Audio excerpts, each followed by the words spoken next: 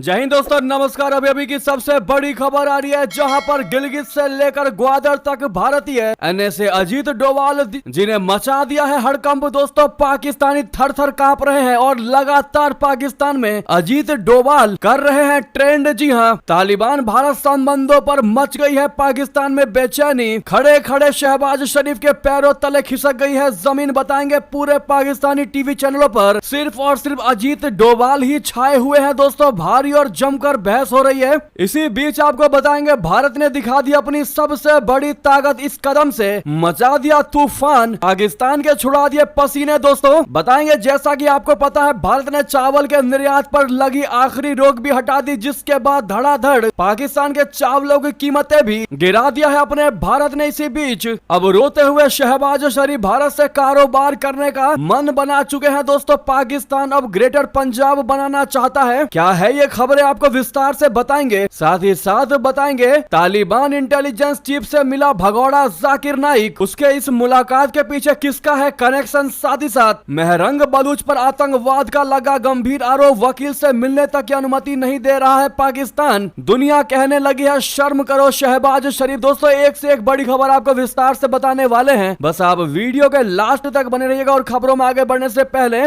मानते हैं कि पाकिस्तान को भारत से पंगा लेने से पहले 100 बार सोचना चाहिए और कोई भी कदम फूक फूक कर रखना चाहिए। तो इस वीडियो को लाइक करके चैनल को सब्सक्राइब करके बेल आइकन दबा के कमेंट में जय हिंद अवश्य कह दीजिएगा। तो अब बात कर लेते हैं पहली और सबसे बड़ी खबर की, जहां पाकिस्तान में तालिबान भारत संबंधों पर बड़ी बेचैनी। अफगानिस्तान में पाकिस्तान के खिलाफ the great game, Pakistani TV चैनलों पर छाए अजीत डोभाल जी। दोस्तों, बलूचिस्तान में बलूचों और खैबर पख्तूनख्वा में तहरीक तालिबान के हमलों ने पाकिस्तान को थर्रा दिया है। पाकिस्तान की सेना से लेकर पाकिस्तान के तथाकथित एक्सपर्ट इन हमलों के तार काबुल होते हुए दिल्ली से जोड़ रहे हैं। और एक नाम जिससे पाकिस्तानी कांप रहे हैं वो है भारत के एनएसए अजीत डोभाल जी। भारत के national security advisor Ajit Doval का नाम पाकिस्तान में खौफ की तरह, एक डर की तरह गूंज रहा है। पाकिस्तान के टीवी चैनलों पर सिर्फ अजीत डोभाल को लेकर ही बहस हो रही है। दोस्तों, आजकल ये बहस हो रही है कि कैसे अजीत डोभाल पाकिस्तान को अशांत कर सकता है, कैसे उसने पाकिस्तान में खलबली मचा कर रख दिया है, वो भी भारत में कुर्सी पर बैठे हुए। अगर किसी एक टीवी की बात करें दोस्तों, पाकिस्तानी न्यूज चैनल की, तो समा टीवी की बात करते हैं, जहां पर समा टीवी पर एक कार्यक्रम के दौरान भारत के खिलाफ जमकर जहर उगला गया और आरोप लगाया गया है कि अफगानिस्तान के जरिए भारत पाकिस्तान को परेशान कर रहा है। जी हां, इस कार्यक्रम के दौरान होस्ट ने कहा है कि अजीत डोभाल पाकिस्तान को अशांत करने वाली ताकतों को मजबूत करके उनके जरिए पाकिस्तान की स्थिति को खराब कर रहे हैं। समा टीवी के एंकर का कहना है कि तालिबान से दाएश, बोले तो इस्लामिक स्टेट और गिलगित से ग्वादर तक ग्रेट गेम चल रहा है, जिसका संचालन भारत कर रहा है। दरअसल अफगानिस्तान में भारत की मजबूत भागीदारी और तालिबान के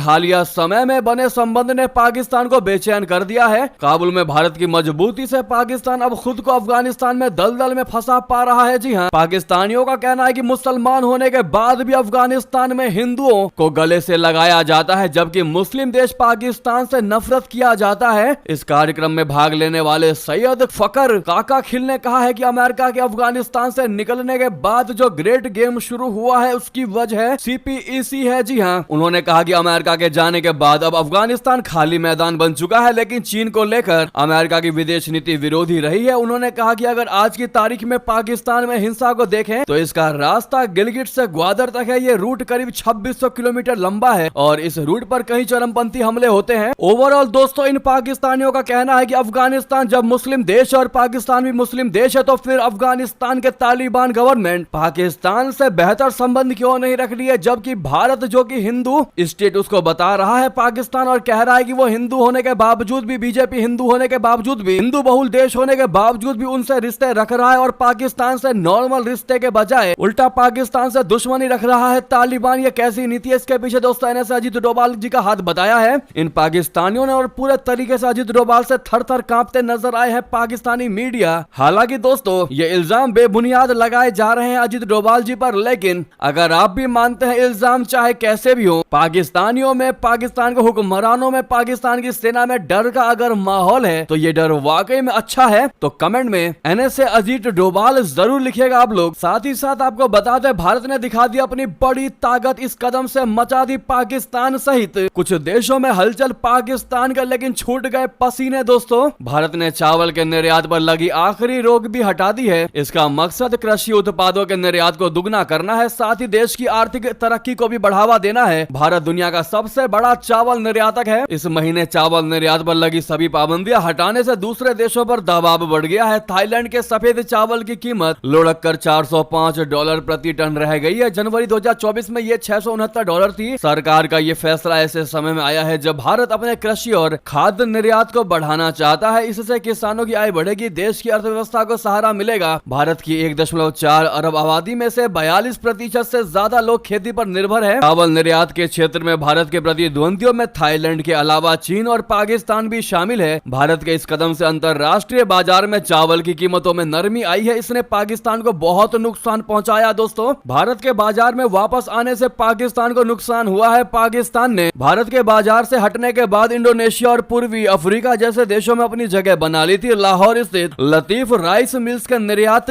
निदेशक इब्राहिम शफीक ने कहा है कि भारत के सितंबर में प्रतिबंध हटाने के बाद पाकिस्तान से गैर बासमती चावल की कीमतें लगभग रातों रात $850 प्रति टन से गिरकर $650 प्रति टन हो गई है। दोस्तों, उन्होंने कहा जैसे ही भारत बाजार में वापस आया, अफ्रीकी और इंडोनेशियाई बाजार सस्ते भारतीय चावल की ओर लौट गए। इससे पाकिस्तान के राजस्व को पिछले वर्षों की तुलना में बहुत बड़ा और बहुत तगड़ा नुकसान हुआ है। जी हाँ, अमेरिकी कृषि विभाग की बात करें तो उनका अनुमान है कि पाकिस्तान मई तक 58 लाख टन चावल का निर्यात करेगा। ये पिछले साल के मुकाबले 11.4% की गिरावट है। दोस्तों, बेंगलुरु स्थित चावल अर्थशास्त्री समरेंदु मोहंती ने कहा जब भारत बाजार से हट गया था तो पाकिस्तान, वियतनाम और थाईलैंड जैसे देशों ने कुछ बाजार पर कब्जा कर लिया था, लेकिन भारत के वापस आने के बाद कोई भी भारत का मुकाबला कर ही नहीं सकता। उन्होंने आगे कहा कि भारत इस बाजार को वापस पा लेगा, इससे बाकी सभी अफ्रीकी बाजार से बाहर हो जाएंगे। ऐसे में अगर आप भी मानते हैं कि भारत के फिर से एक बार मार्केट में उतरने के बाद भारत के आसपास कोई दूसरा एक्सपोर्टर नहीं बचेगा तो दोस्तों कमेंट में मेरा भारत महान जरूर लिखिएगा। ऐसे में जब पाकिस्तान को पता चल चुका है कि उसकी हालत पतली हो चुकी है, अगर हम चावल वाले खबर को बात को अलग कर दे दोस्तों, तो पाकिस्तान की आज जो हालत है पूरी दुनिया समझ चुकी है कि अब पाकिस्तान की औकात कुछ भी नहीं बची। ऐसे में पाकिस्तान को पता है कि भारत के साथ ही एकमात्र सबसे बड़ा रास्ता है व्यापार करने का, तभी उसकी हालत थोड़ी बहुत ठीक हो सकती है, महंगाई थोड़ा बहुत कम हो सकता है। ऐसे में शहबाज और मुनीर ने ग्रेटर पंजाब बनाने का बना लिया है प्लान दोस्तों, जिसके बाद पाकिस्तानी बौखला उठे हैं। कह दिया है कि भारत का आर्थिक गुलाम बन जाएगा पाकिस्तान। दोस्तों, भारत से कारोबारी संबंध बनाने के लिए पाकिस्तान अब ग्रेटर पंजाब बनाना चाहता है। ग्रेटर पंजाब मॉडल को पाकिस्तान की सेना के शीर्ष अधिकारियों के साथ साथ शहबाज शरीफ की सरकार के नेताओं का समर्थन मिला हुआ है। इसका मतलब ये नहीं है कि पाकिस्तान अपने पंजाब का भारतीय पंजाब के साथ फिर से मिलना चाहता है, बल्कि इसका मकसद करतारपुर कॉरिडोर के मॉडल पर एक कारोबारी कॉरिडोर बनाना चाहता है। इसके जरिए पाकिस्तान भारत के साथ कारोबारी संबंध को मजबूत करना चाहता है, स्थापित करना चाहता है। पाकिस्तानी सेना के पूर्व अधिकारी आदिल रजा ने इस मॉडल का खुलासा किया है और कहा है कि पाकिस्तान का मकसद दोनों देशों के बीच एक सॉफ्ट बॉर्डर बनाना है। आदिल रजा ने आरोप लगाया है कि शहबाज शरीफ की सरकार भारत समर्थित है और ये मुक्त व्यापार और सीमा पर आवाजाही को सुविधाजनक बनाने की कोशिश कर रही है। इसका मकसद दोनों पंजाबों के बीच आर्थिक संबंधों को बढ़ावा देना है, लेकिन उन्होंने कहा है कि ये मॉडल पाकिस्तान के लिए महत्वपूर्ण चुनौतियां पेश करता है। उन्होंने कहा है कि भारत की अर्थव्यवस्था विशालकाय है और पाकिस्तान की आर्थिक स्थिति खस्ता हाल है, जिसकी वजह से पाकिस्तान भारत के सामने एक पल भी टिक नहीं पाएगा और उसे काफी ज्यादा नुकसान हो जाएगा। आदिल रजा ने आरोप लगाया है कि पाकिस्तान की सेना और शहबाज शरीफ की सरकार का ग्रेटर पंजाब मॉडल एक आर्थिक जुआ है, जिससे पाकिस्तान आर्थिक तौर पर भारत का गुलाम बन सकता है। उसने कहा है कि छोटे समय में तो पाकिस्तान को इसका निश्चित तौर पर बहुत ज्यादा फायदा मिलेगा, लेकिन आगे चलकर पाकिस्तान आर्थिक तौर पर भारत पर निर्भर हो जाएगा, जिससे पाकिस्तान आर्थिक तौर पर विभाजित हो जाएगा। इसके अलावा इस मॉडल में बलूचिस्तान, दक्षिणी खैबर पख्तूनख्वा नहीं होंगे, जिससे इन क्षेत्रों में कारोबार पूरी तरह से खत्म हो जाएंगे। तो देखा दोस्तों आपने, हार करके थूक चाटना ही पड़ा पाकिस्तान को। कह रहा था कि वो भारत से व्यापार नहीं करेगा जब तक जम्मू कश्मीर का मसला हल नहीं हो जाता, लेकिन अब फिर एक बार शहबाज शरीफ को भारत ने अंदर खाने इतना झुका दिया कि उसको मजबूरन भारत के सामने फिर घुटने टेकने ही पड़े।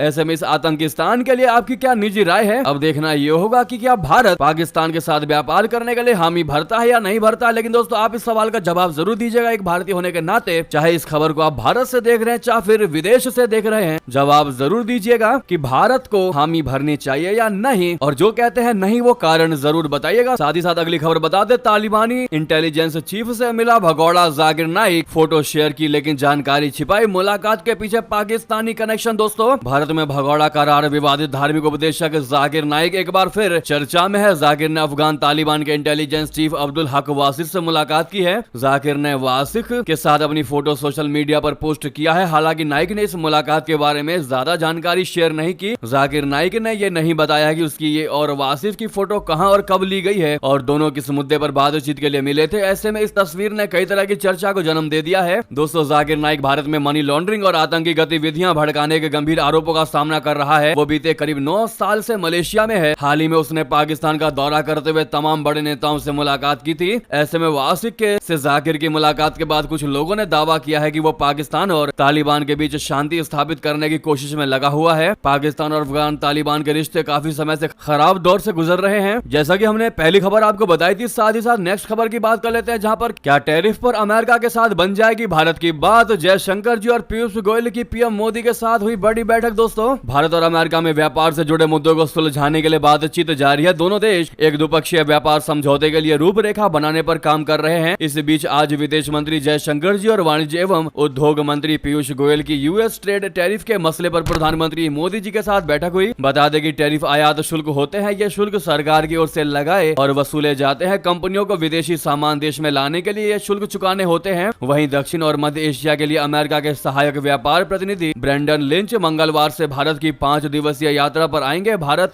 यात्रा के दौरान वो दोनों देशों के बीच व्यापार और सीमा शुल्क से संबंधित मुद्दों पर चर्चा करेंगे। लिंच की यात्रा अमेरिकी राष्ट्रपति ट्रंप की तरफ से भारत पर जवाबी सीमा शुल्क लगाने की घोषणा के बीच हो रही है। ट्रंप ने 2 अप्रैल से ये शुल्क लगाने की घोषणा की है। माना यह भी जा रहा है कि ड्रैगन की मदद से भारत ट्रंप के टैरिफ प्लान को मात दे सकता है। दोस्तों, कैसे वो भी आपको बता दें। जैसा कि आप सभी को पता है, भारत और चीन के बीच सीमा विवाद में कमी आने के बाद अब केंद्र सरकार दोनों देशों के व्यापारिक संबंधों को भी मजबूत करने पर विचार कर रही है। अमेरिकी राष्ट्रपति ट्रंप द्वारा भारत पर टैरिफ कम करने का दबाव बनाए जाने के बीच नीति निर्माता इसे भारत चीन आर्थिक संबंधों को सुधारने का उपयुक्त समय मान रहे हैं। इंडियन एक्सप्रेस की रिपोर्ट्स के मुताबिक सरकार का मानना है कि चाइना के साथ व्यापारिक संबंध सामान्य करने से अमेरिका को स्पष्ट संदेश मिलेगा और ट्रंप के दबाव से निपटने में मदद मिलेगी और इस चीज को लेकर अंदर खाने बातचीत चल रही है। इसी बीच आपको बता दें, डोनाल्ड ट्रंप की नीतियों से भारत के दोस्त को होगा बम्पर फायदा। अमेरिकी F-35 को छोड़ अब राफेल फाइटर जेट का बढ़ेगा दबदबा। दोस्तों, अमेरिका के राष्ट्रपति ट्रंप की विदेश नीतियों के कारण अब यूरोप के सभी बड़े देश रशिया के खतरे को लेकर आशंकित है। ट्रंप ने यूरोपीय देशों को अपनी सुरक्षा करने को कहा है। इसके बाद से यूरोपीय के सभी बड़े देशों ने रशिया के खतरे से निपटने के लिए अपनी सुरक्षा तैयारियों को शुरू कर दिया है। वहीं फ्रांस के अपने आदेश पर डसॉल्ट एविएशन ने अपने राफेल फाइटर जेट के प्रोडक्शन को बढ़ा दिया है। ऐसे में डोनाल्ड ट्रंप की विदेश नीतियों के कारण भारत के दोस्त फ्रांस को काफी ज्यादा फायदा होने वाला है। भारत के दोस्त फ्रांस के राष्ट्रपति इमैनुअल मैक्रोन ने मंगलवार को कहा कि फ्रांस राफेल फाइटर जेट के ऑर्डर को बढ़ाने और उसके उत्पादन को और तेज करने जा रहा है। इसके